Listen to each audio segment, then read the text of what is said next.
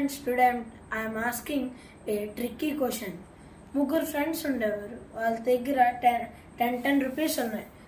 So 10 కలిపితే 30 rupees వాళ్ళ దగ్గర ఉన్నాయి. 30 రూపీస్ ఉన్నప్పుడు వాళ్ళు ఒక రెస్టారెంట్కి వెళ్ళారు. రెస్టారెంట్కి వెళ్ళి స్నాక్స్ తిన్నారు. స్నాక్స్ తినేసిన తర్వాత వెయిటర్ వచ్చి బిల్ ఇస్తారు. బిల్ ఇచ్చాక 25 రూపీస్ అయింది. వాళ్ళ దగ్గర 30 రూపీస్ ఉన్నవి వెయిటర్కి ఇస్తే వెయిటర్ 5 రూపీస్ రిటర్న్ ఇచ్చారు. తర్వాత ఆ 5 రూపీస్లోని 2 రూపీస్ టిప్ అతనికి ఇచ్చారు. తర్వాత 3 రూపీస్ ఈ ముగ్గురు ఫ్రెండ్స్ షేర్ చేసుకున్నారు. షేర్ చేసుకున్న తర్వాత వాళ్ళు ఖర్చు పెట్టింది 9 రూపీస్ ఖర్చు పెట్టారు.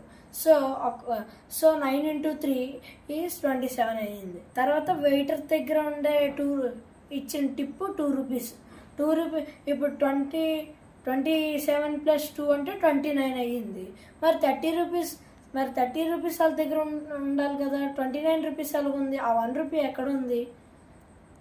Thank you. ఇది ఆన్సర్ కామెంట్స్లో చేయండి.